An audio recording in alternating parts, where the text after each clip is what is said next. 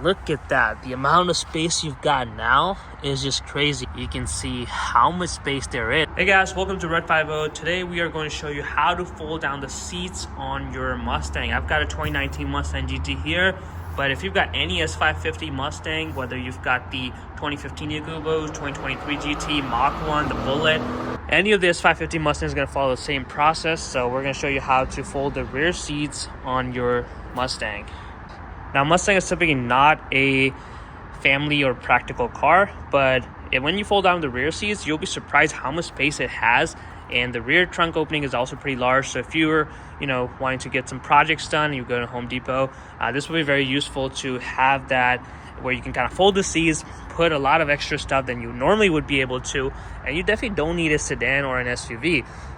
It's still limited, obviously, because it's a coupe, so there's limited storage, but it's pretty useful to be able to fold down the seats, and you'll be surprised how much space it offers with just the rear seats folded. So let's go ahead, hop in the car. We'll show you the rear seats and how you can fold them down. I mean, just looking at the trunk space, if I open up the trunk right now, it's got a really nice size trunk opening, and you can put a lot of stuff in there. So that in itself is pretty good. Got the American Muscle bag here.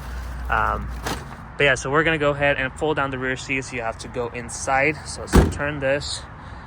Gonna go inside the car,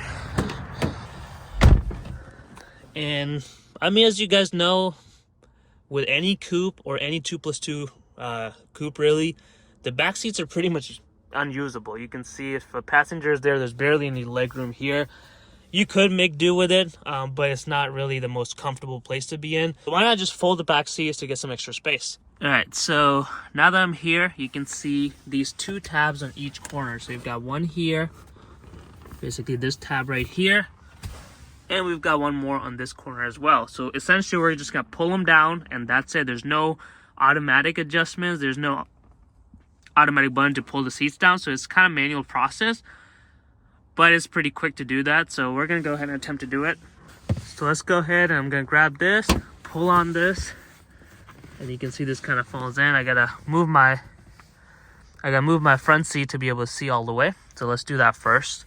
But while we're here, we're also going to move this one here as well. So let's go ahead and pull on this. And you can see it just comes up with just a latch. This is what it hooks up to. And you can see the opening is just crazy. So if you were to have the light on, you can see how much space there is. And once you fold it up completely, which I'm going to show you how it looks like. So I'm going to go ahead and...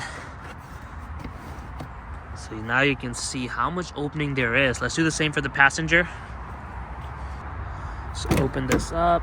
We're gonna drop this down.